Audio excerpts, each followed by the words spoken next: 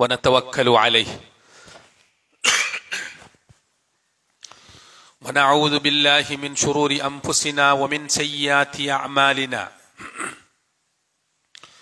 من يهده الله فلا مضل له ومن يضلل فلا هادي له وأشهد أن لا إله إلا الله وحده لا شريك له وأشهد أن سيدنا مولانا محمدا عبده ورسوله اللهم صل على سيدنا محمد النبي الأمي وعلى آله وصحبه وسلم ثم أما بعد فقد قال الله تبارك وتعالى في كلامه العزيز أعوذ بالله من الشيطان الرجيم اقرأ باسم ربك الذي خلق خلق الإنسان من علق اقرأ وربك الأكرم الذي علم بالقلم علم الإنسان ما لم يعلم صدق الله المولانا العظيم.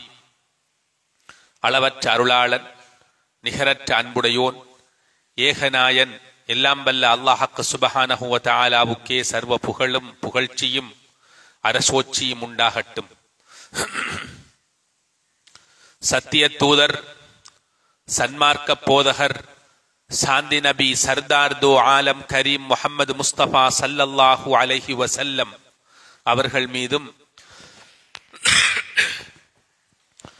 அன்னாரின் ஆல் அஸ்ஹாபுகள் பரிசுத்த உறவினர்கள் அன்னவரை தொடர்ந்தவர்களை தொடர்ந்தோர் அனைவர் மீதும் அல்லாஹ்வுடைய ஸலவாத்தும் சலாமும் உண்டாவதாக.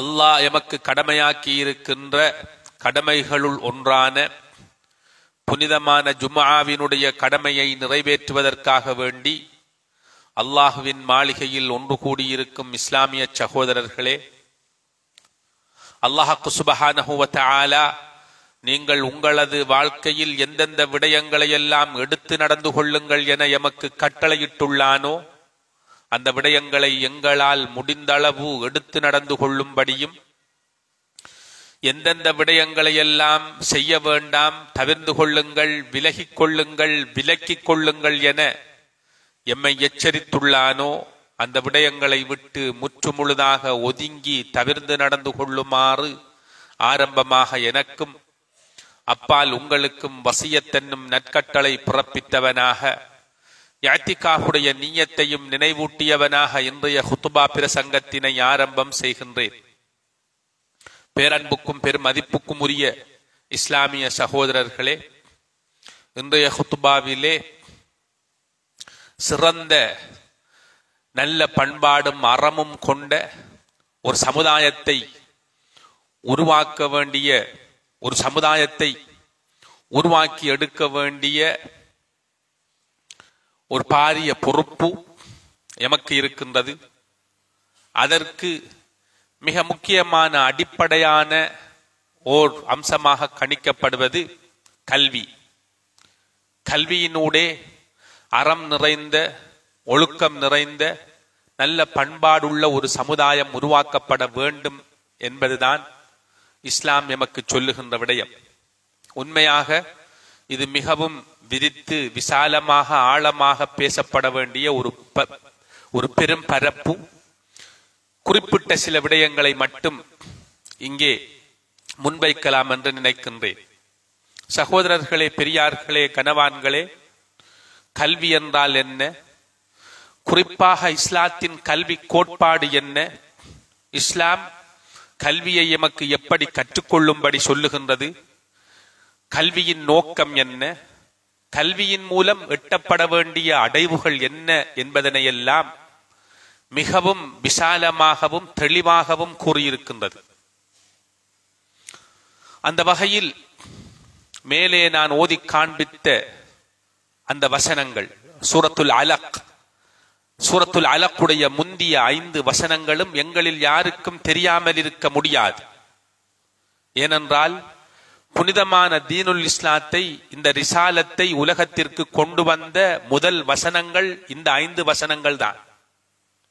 அல் குர்ஆனிலே முதலாக இறங்கப்பெற்ற வசனங்கள் சூரத்துல் அலக்குடைய நான் மேலே ஓதி காண்பித்த அந்த 5 வசனங்களும் தான் என்பதனை நாங்கள் எல்லோரும் அறிந்து வைத்திருக்கின்றோம். உலகத்திலே அல்லாஹ் ரப்புல் ஆலமீன் தீனுல் இஸ்லாம் என்ற இந்த உயர்ந்த அவனது தூதை உலகத்திற்கு அறிமுகம் செய்வதற்காக பயன்படுத்திய அந்த 5 வசனங்களும் என்ன சொல்லுகின்றது, எதை பற்றி பேசுகின்றது என்பதனை நாம் மிக தெளிவாக புரிந்து கொண்டால் எங்களுக்கு பல விடயங்களை கடந்து செல்வது அல்லது பல சவால்களை சமாளிப்பது எங்களுக்கு மிகவும் இலகுவாகிவிடும். மேற்குறித்த அந்த 5 வசனங்களிலும் அல்லாஹ் ரப்புல் ஆலமீன் கல்வி என்றால் என்ன, இஸ்லாத்தின் கல்வி கோட்பாட்டை மிகவும் அழகாக தெளிவாக சொல்லி இருக்கிறார். பாருங்கள், அந்த வசனங்களின் கருத்தை பாருங்கள். இக்ரா, அல்லாஹ் சொல்லுகிறார், நபியே ஓதுவீராக. நாம் எல்லோரும் ஓதுவீராக என்ற அந்த டிரான்ஸ்லேஷனை தான் எங்களில் பலரும் அறிந்து வைத்திருக்கின்றோம். ஆம், ஓதுவீராக என்றவுடன் எங்களில் பலரும் அல் குர்ஆனை ஓதுதல் என்கின்ற சிந்தனைக்குள் தான் எங்களை மட்டுப்படுத்திக் கொள்கின்றோம்.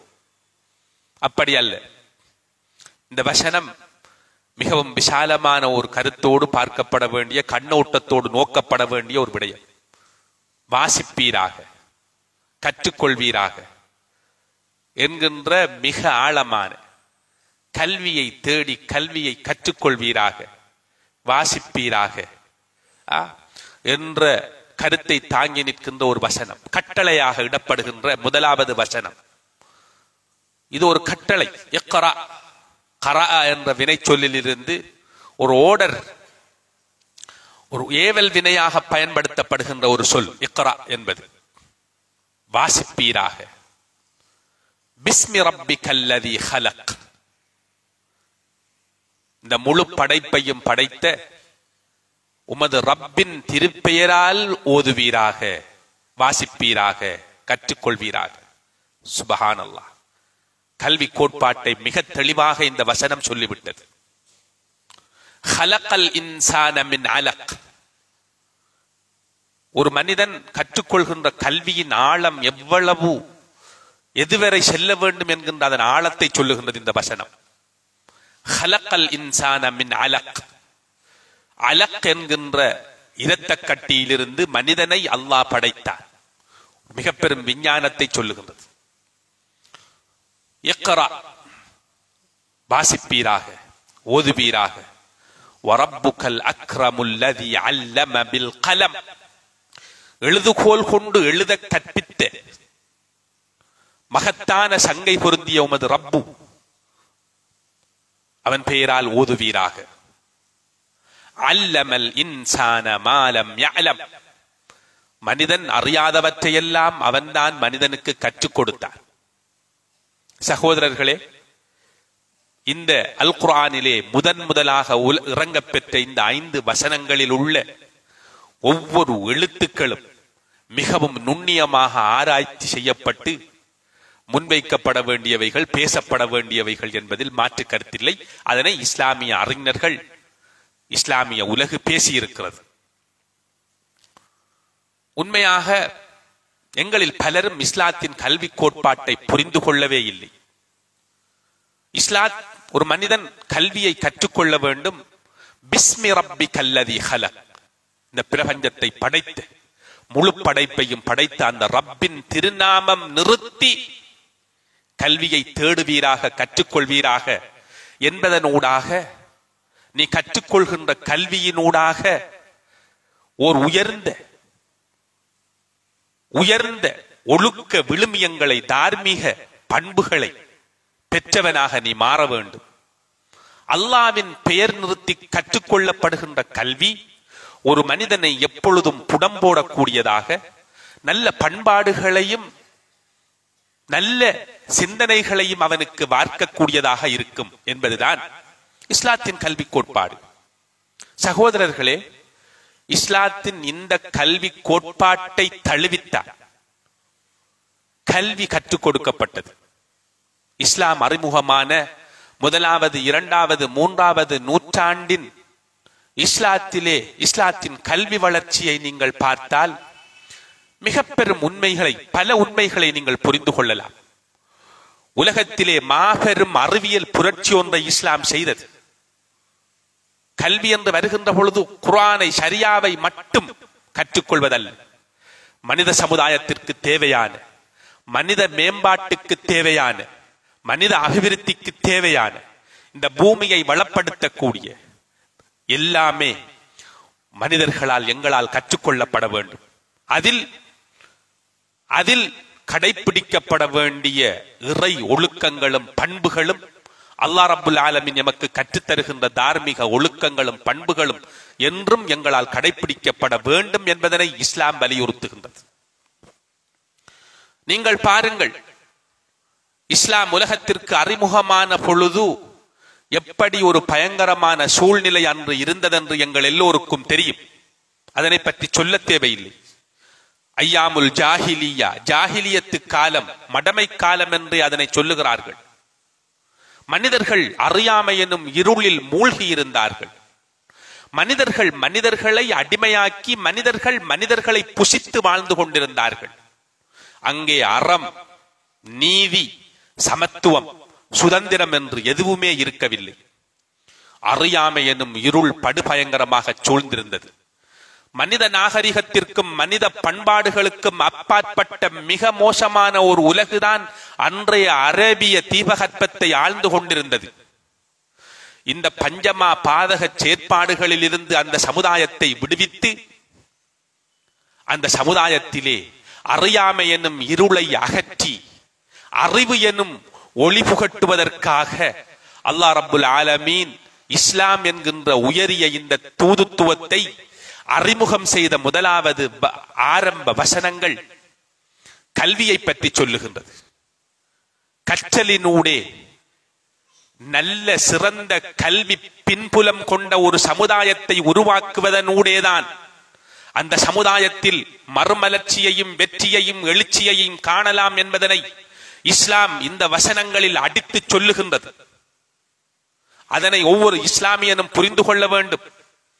குறிப்பாக ஒரு சிறுபான்மை சமூகமாக வாழுகின்ற எம் போன்றவர்கள் இந்த நாட்டிலே கல்வியின் மூலம் மிக பெரும் எழுச்சியை ஏற்படுத்துவதனூடாக, மிக தலை சிறந்த துறைசார் நிபுணர்களை உருவாக்குவதனூடாக, மற்ற சமுதாயத்தினர் எங்களில் எப்பொழுதும் தங்கியிருக்கக்கூடிய ஒரு சூழ்நிலையை உருவாக்குவதனூடாக நாம் இந்த தேசத்திலே எங்களது இருப்பை உறுதி செய்து கொள்ளலாம். எங்களுக்கான கௌரவத்தை, கண்ணியத்தை நாம் உறுதிப்படுத்திக் கொள்ளலாம். சகோதரர்களே, பெரியார்களே, ஆனால் அந்த கற்றல் கற்பித்தல் என்கின்ற செயற்பாடுகள் பிஸ்மி ரப்பிக்கல் லதீ கலக், அல்லாஹ் ரப்புல் ஆலமீனுடைய உயர் திருநாமம் நிறுத்தி அவன் காட்டுகின்ற வழியில் அமைய வேண்டும் என்பதுதான் இஸ்லாம் எமக்கு சொல்லுகின்ற உயரிய போதனை. இஸ்லாத்தின் இந்த கல்வி கோட்பாட்டினூடே உருவாக்கப்பட்ட நபியுல்லாஹி ஸல்லல்லாஹு அலைஹி வஸல்லம் அவர்கள் சுமார் 23 ஆண்டு கால பகுதிக்குள், 2 தசாப்த கால பகுதிக்குள் செய்த மாபெரும் அந்த மனித புரட்சி எங்களுக்கு மிக பெரும் சான்றாக இருக்கின்றது. எப்படியான ஒரு சமுதாயத்தை தோற்றுவித்தார்கள் என்று நாம் அறிந்திருக்கின்றோம். ஒரு மிகச் சாதாரணமான ஒரு விடயத்திற்காக பல ஆண்டுகள் பரம்பரையாக யுத்தம் செய்து ஒருவரை கொன்று அவரது மண்டையோட்டில் நான் மது வருந்துவேன் என்று சபதம் சொல்லி தலைமுறையாக யுத்தம் செய்து வந்து கொண்டிருந்த ஒரு சமுதாயம் தான் பெற்ற தனது குழந்தையை தனது கைகளினாலேயே புதைத்து மகிழ்ந்த அந்த படுபயங்கரமான அந்த சமுதாயம் எப்படி மாறியது என்று பாருங்கள். சகோதரர்களே, யுத்த களத்திலே வெட்டப்பட்டு குற்றுயிராக கிடக்கின்றார். கடைசி உயிர் பிரியும் தருணம். தண்ணீர் கேட்கின்றது அந்த ஆன்மா. தண்ணீர் தண்ணீர் தண்ணீர் என்று தவிக்கின்றார். சக்கராத்துடைய நிலையில் யுத்த களத்திலே வெட்டப்பட்டு உயிர் போகின்ற அந்த தருணத்தில் தண்ணீர் எவ்வளவு முக்கியம் என்பது எங்களுக்கு தெரியும். ஆம், தண்ணீர் தண்ணீர் என்று கதறுகின்றார். அவருக்காக தண்ணீர் கொண்டு வரப்படுகின்றது. அருகாமையில் இன்னும் ஒருவர் தண்ணீர் தண்ணீர் என்று வெட்டப்பட்டு கதறுகின்ற சத்தத்தை கேட்கின்றார். என்ன சொல்லுகின்றார்? இந்த தண்ணீரை அவருக்கு கொடுங்கள். அவரிடம் அந்த தண்ணீரை அந்த மனிதர் எடுத்துச் செல்கின்றார். அவருக்கு அருகாமையில் இன்னும் ஒருவர் குற்றுயிராக தண்ணீர் தண்ணீர் என்று கதறுகின்றார். அவர் என்ன சொல்லுகின்றார்? அந்த தண்ணீரை அவருக்கு கொண்டு கொடுங்கள். சகோதரர்களே, இப்படி 10 பேர் வரை அந்த தண்ணீர் சென்று முதலாவதாக தண்ணீர் கேட்ட நபரிடம் அந்த தண்ணீர் பாத்திரம் வந்து சேருகின்ற பொழுது அந்த ஆன்மா அல்லாஹ்வை சென்று சேர்ந்திருந்தது.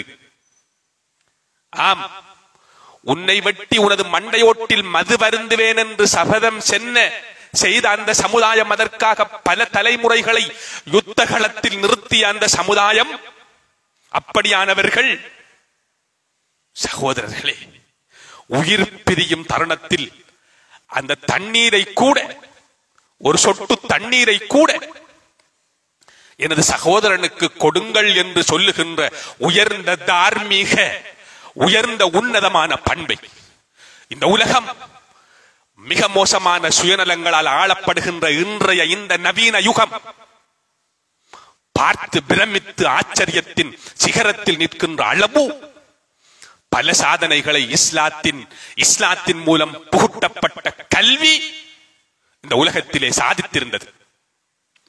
இப்படி சொல்லுவதற்கு 1-2 அல்ல, 1000 நிகழ்வுகள் இருக்கின்றது. எமது முன்னோர்களின் வரலாற்றை கொஞ்சம் சென்று பாருங்கள்.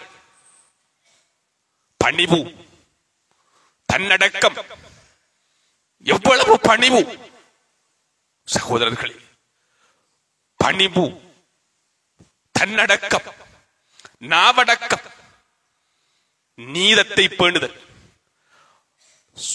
மற்றவர்களுக்கான உரிமைகளை முழுமையாக வழங்குதல், குறிப்பாக ஒரு மனிதனுக்கு இருக்க வேண்டிய சுதந்திரத்தை முழுமையாக கொடுத்தல், மற்ற மனிதர்களது மானம் மரியாதையை பாதுகாத்தல்,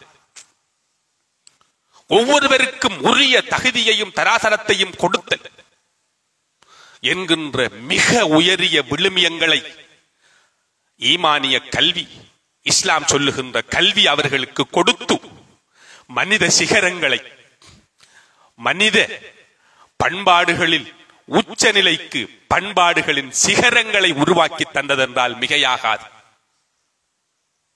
ஒரு விருந்தாளி வருகிறார். விருந்தாளிக்கு விருந்து கொடுப்பதற்கு அவரை தனது வீட்டுக்கு கூட்டிச் செல்கிறார். மனைவியிடம் கேட்கிறார், என்ன இருக்கின்றது? மனைவி சொல்லுகின்றார், பிள்ளைகளுக்கான உணவு மாத்திரம்தான் இருக்கின்றது. என்ன சொல்லுகின்றார்?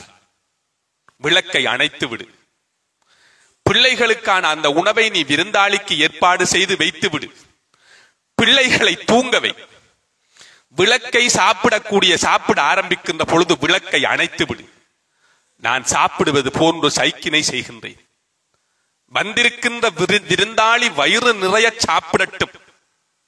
இஸ்லாம் கற்றுக் கொடுத்த கல்வி இதுதான் சகோதரர்களே. இஸ்லாம் கற்றுக் கொடுத்த கல்வி இதுதான்.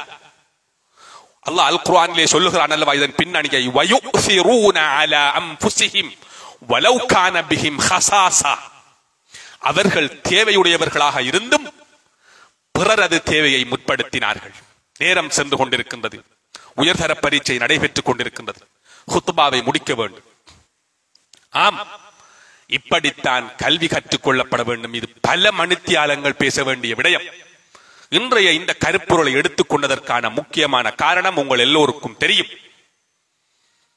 கல்வி என்ற பெயரில், கல்வி கற்றல், கற்றுக் கொடுத்தல் என்ற பெயரில் சில இடங்களில் சிலரால் சில சீர்கேடுகள் காணப்படுகின்றன.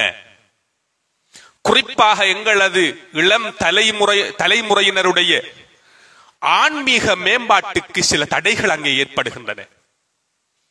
சகோதரர்களே, குழந்தைகள் கற்றல் நடவடிக்கைகளில், கற்பித்தல் நடவடிக்கைகளில் ஈடுபடுகிறார்கள் என்கின்ற பெயரை வைத்துக் கொண்டு அவர்கள் கட்டாயம் நிறைவேற்ற வேண்டிய அவர்களது தொழுகைகள், அவர்களது இஸ்லாமிய ஆன்மீக செயற்பாடுகள் எல்லாம் முடக்கப்படுகின்றன. இது ஒரு ஆபத்தான நிலையை தோற்றுவித்திருக்கின்றது. இந்த ஊரிலே மிக மோசமான ஒரு நிலையை இது தோற்றுவித்திருக்கின்றது. இரவு நேரங்களில் தனியார் வகுப்புகளுக்கு சென்று நீண்ட நேரம் வரை கற்றுக்கொள்கின்ற கற்றல் கற்பித்தல் செயற்பாடுகளில் ஈடுபடுகின்ற நிலை மாணவர்களை திசை திருப்பி இருக்கின்றது. இதற்கு ஒரு வரையறையை, ஒரு எல்லையை கொண்டு வர வேண்டும்.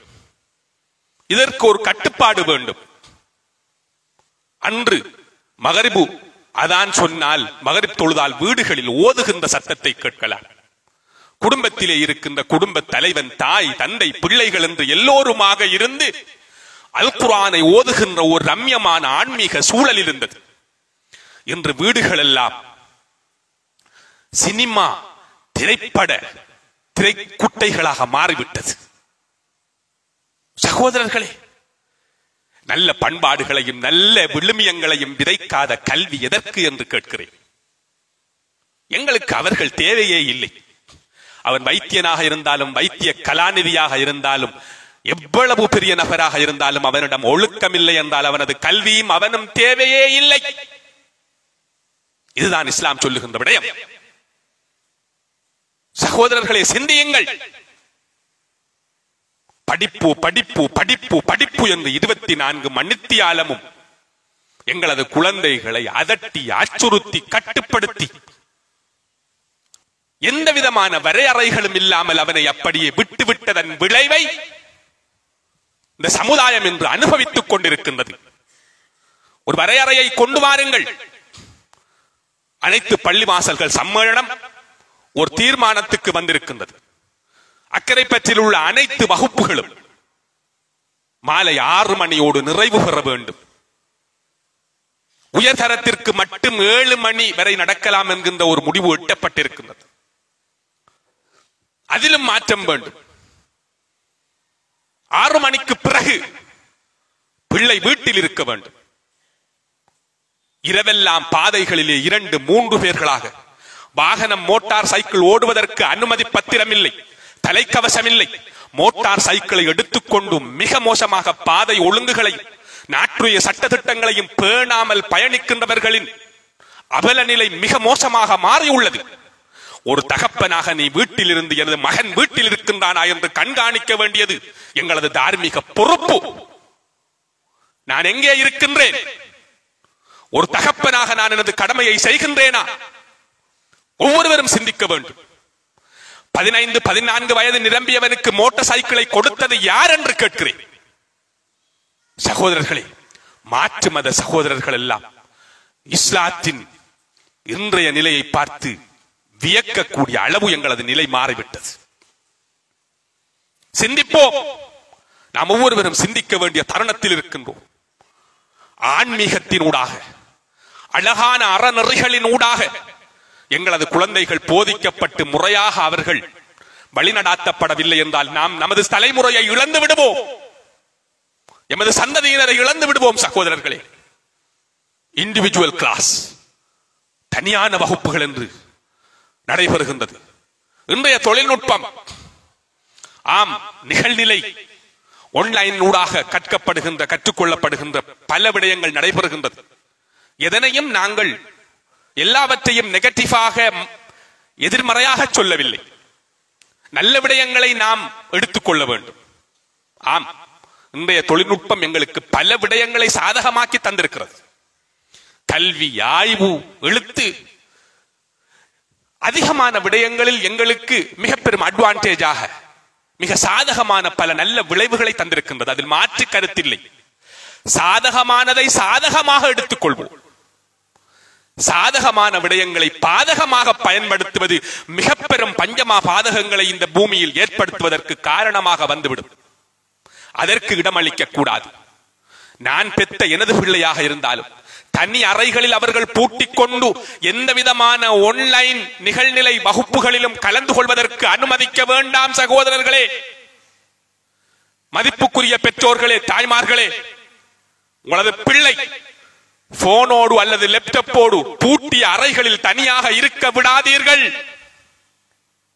இஸ்லாம் மிக அழகாக சொல்லுகிறது.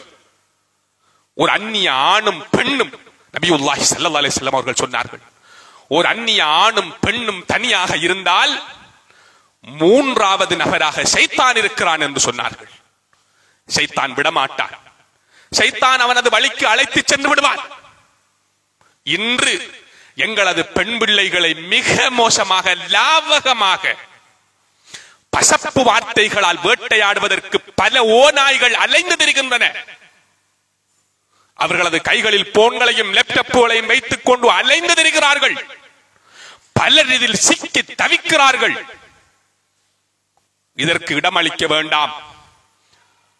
ஒரு பிள்ளை ஜூமிலே ஒரு வகுப்பு நடக்கின்றது என்றால், அல்லது ஏதாவது ஒரு இணைய வழியில் ஒரு வகுப்பு நடைபெறுகின்றது என்றால், அந்த வகுப்பில் கலந்து கொள்கின்ற பிள்ளையுடைய அந்த பிள்ளையை முழுமையான கண்காணிப்புக்கு உட்படுத்துங்கள். உங்களால் கண்காணிக்க முடியும். வீட்டில் இருக்கின்ற தாய் தந்தையர்கள் அந்த கண்காணிப்பை செய்ய வேண்டும் சகோதரர்களே. இல்லை என்றால் நாம் நமது தலைமுறையை இழந்து விடுவோம். பாரதூரமான பல விளைவுகளை நாம் சந்திக்க வேண்டி வரும். அதனால் தான் இந்த கருத்தை நான் ஆழமாக இங்கே பதிவு செய்கிறேன். உண்மையாக இஸ்லாத்தின் கல்வி கோட்பாடும் இஸ்லாத்தின் கல்வி கோட்பாட்டின் ஊடாக முதலாவது, இரண்டாவது, மூன்றாவது நூற்றாண்டுகளில் இந்த உலகத்தில் இஸ்லாம் செய்த அறிவியல் புரட்சிகளையும் கட்டாயம் பேச வேண்டும், எமது தலைமுறைக்கு கடத்த வேண்டும். இன்ஷா அல்லாஹ் அடுத்தடுத்த வாரங்களில் அது சம்பந்தமாக பார்ப்போம். வல்லவன் அல்லாஹ் எம் அனைவரையும் ஏற்று கபூல் செய்து கொள்வானாக. யா அல்லாஹ் எங்களது பாவங்களை மன்னித்தருள்வாயாக. உனது நல்லடியார்களின் கூட்டத்திலே எங்கள் எல்லோரையும் சேர்த்தருள்வாயாக. ஆமீன் ஆமீன். وآخر دعوانا أن الحمد لله رب العالمين. الحمد لله اللطيف الكريم الرؤوف الرحيم العزيز الحكيم الذي هدانا لدين الإسلام وجنبنا طريق الغواية والتأثيم فضلا منه ونعمة والله ذو الفضل العظيم. وأشهد أن لا إله إلا الله وحده لا شريك له وأشهد أن سيدنا مولانا محمدا عبده ورسوله. اللهم صل على سيدنا محمد النبي الأمي وعلى آله وصحبه وسلم. ثم أما بعد فيا أيها العباد الحاضرين اتقوا الله حق التقوى. وقال تعالى أعوذ بالله من الشيطان الرجيم يا أيها الذين آمنوا اتقوا الله حق تقاته ولا تموتن إلا وأنتم مسلمون. صدق الله المولانا العظيم. بارك الله لي ولكم في القرآن العظيم ونفعني وإياكم بما فيه من الآيات والذكر الحكيم. أقول قولي هذا وأستغفر الله العظيم الجليل لي ولكم ولسائر المسلمين من كل ذنب فاستغفروه إنه هو الغفور الرحيم.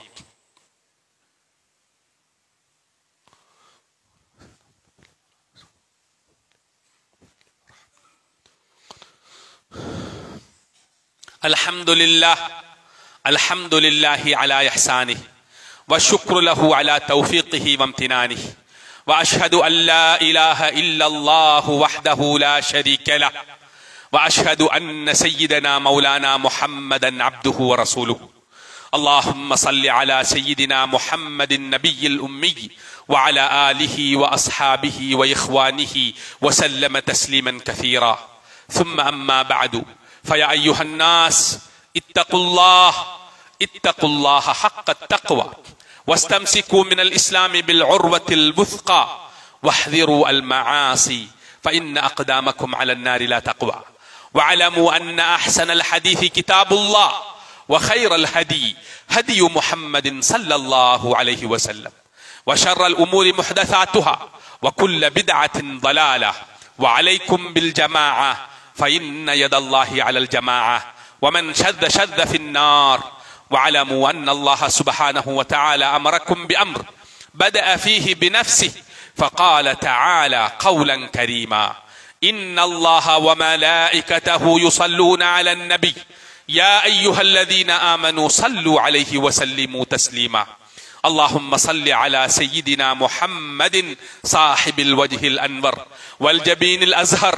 وارض اللهم عن الأربعة الخلفاء الراشدين سيدنا أبي بكر الصديق رضي الله عنه وسيدنا عمر بن الخطاب رضي الله عنه وسيدنا عثمان بن عفان رضي الله عنه وسيدنا علي بن أبي طالب رضي الله عنه وعن بقية الصحابة والتابعين ومن تبعهم بإحسان إلى يوم الدين.